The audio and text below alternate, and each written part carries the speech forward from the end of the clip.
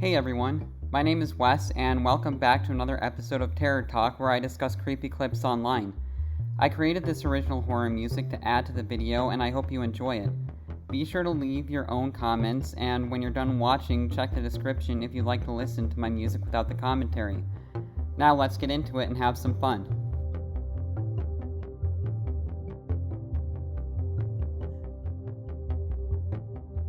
Ever since I was a kid, I loved carnivals, the lights, the games, the unpredictable joy of it all. I know lots of people find them weird and childish, but not me. Growing up in a small town in Indiana, it's not like there was a whole bunch to do, so whenever the carnivals would roll through town, you best believe I was spending as much time there as I possibly could. It's been over 20 years, and I still enjoy the atmosphere of a local carnival, despite what I'm about to tell you. What is the best carnival that you've ever been to?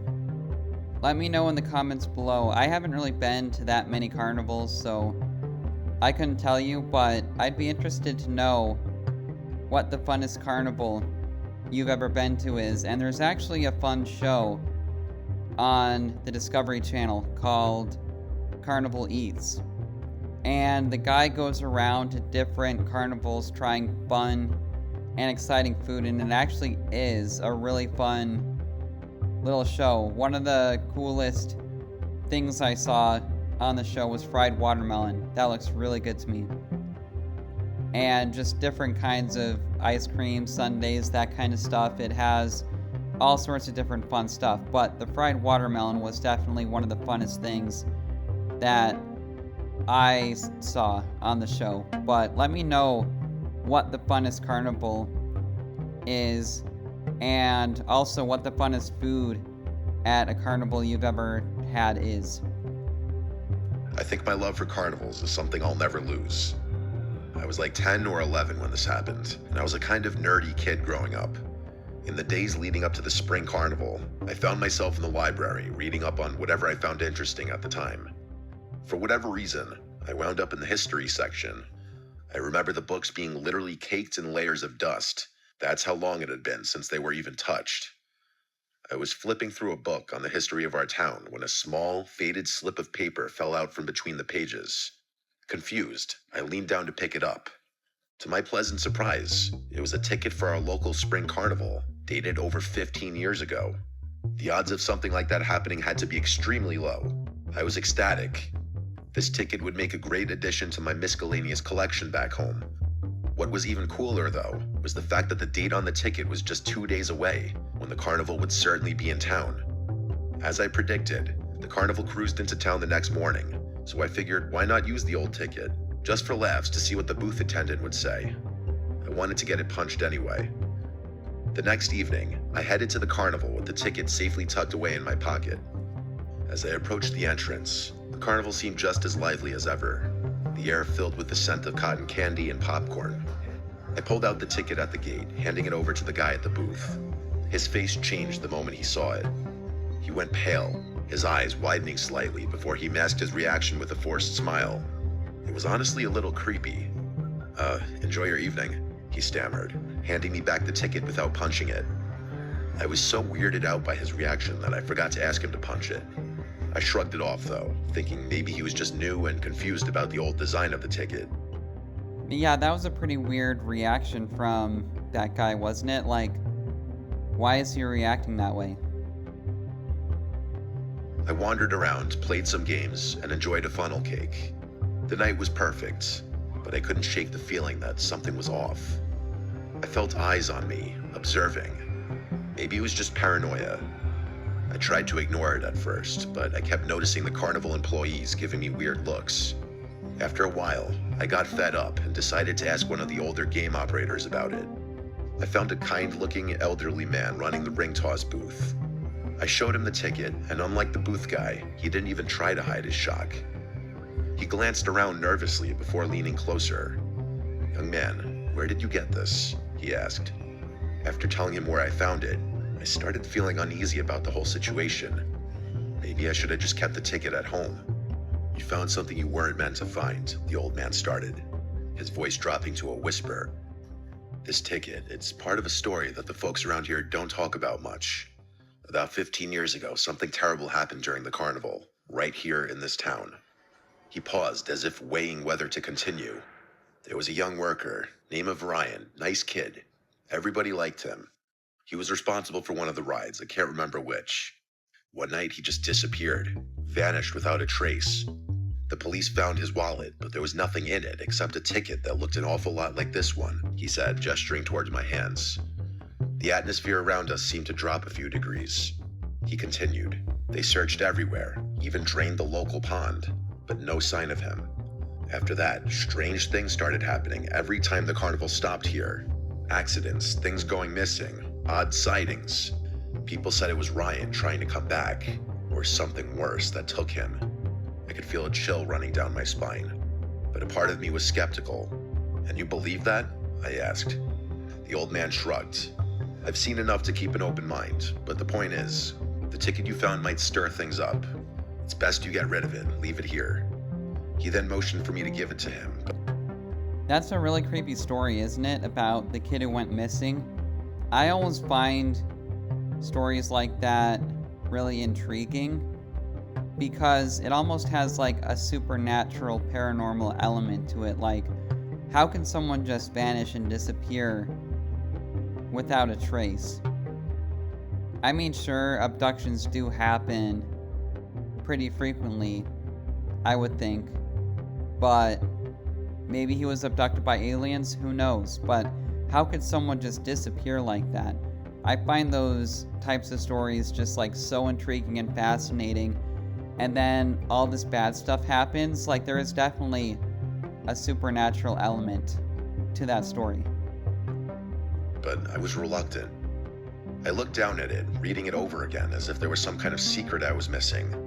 How could a ticket be the cause of all of that? I questioned, still not fully buying it. The look in his eye got darker. His tone switched, almost as if he were angry. He told me to give it here, almost in a growl.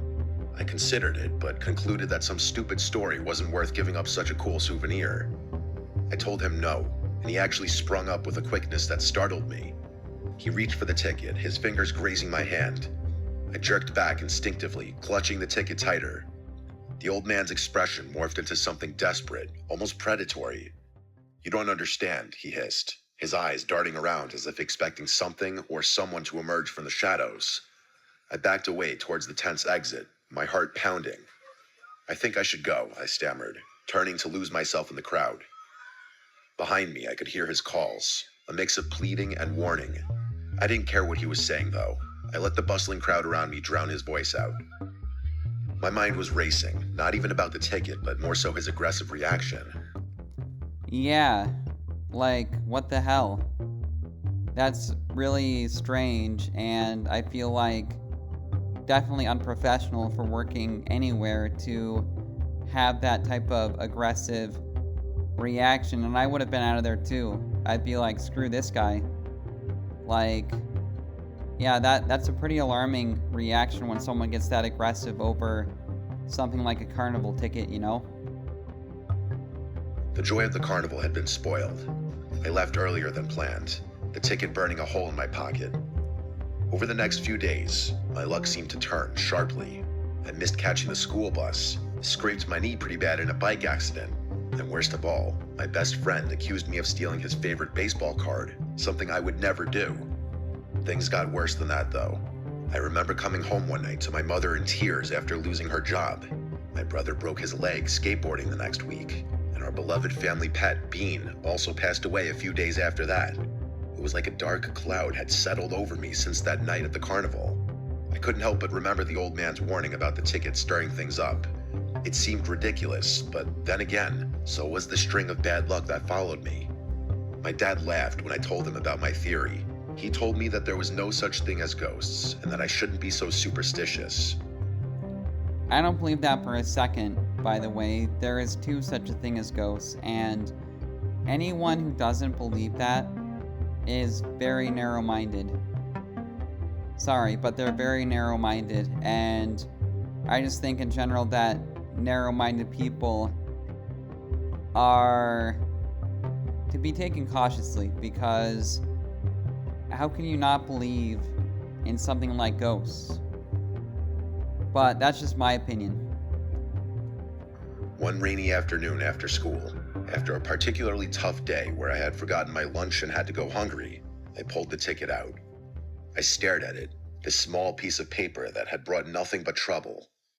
Feeling a mix of anger and fear, I decided I had had enough. I grabbed my raincoat and boots and trudged out to the creek that ran behind our house. My heart felt like it was pounding out of my chest as the rain soaked through my hair. Standing at the creek's edge, I took one last look at the ticket before tearing it into tiny pieces and watching them get swept up by the current. It's just a piece of paper, I thought. Things started to look up after that. My friend found his baseball card and apologized to me, and we became friends again. I didn't miss the bus a single time that school year. My mom got a better job in the next couple of days.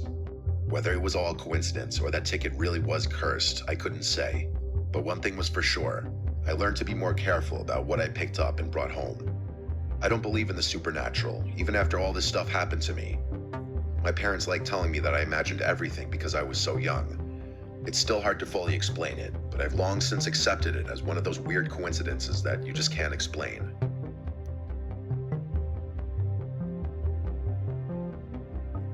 I don't know. Personally, for me, I don't think that's a coincidence at all. And how cool is that? Like, how cool and creepy, but I just think that is so cool about a cursed ticket. Like, that's what I like about this channel, Mr. Nightmare, is that there are such a wide variety of stories, from everything from, break-ins to ghost stories to alien stories, supernatural creatures, and even cursed objects. And I definitely believe in all of that stuff. Like, call me crazy, but I believe in a lot of supernatural, paranormal stuff. And that's partially why I enjoy making these videos so much. It's fun. But the cursed ticket is definitely something that I think could be real. And if this is a true story, I mean, it sounds true to me, but I just think that is so cool that something like a cursed ticket is real. Because to me, that implies that anything can be real. And I think a lot of it, or most of it, is actually real. Just like all the different stuff about ghosts and spirits and supernatural creatures and aliens, I think witchcraft, cursed objects, I think all of it is real. But maybe not all of it, but like 80 to 90% of it is real. But mermaids, that kind of thing. But I thought this was a really cool story, actually, and I just think that it was a really unique take on a carnival setting type situation thing. But I really enjoyed this story. I thought it was really cool and creepy. And I hope you enjoyed my commentary and the music, and I will see you in the next video.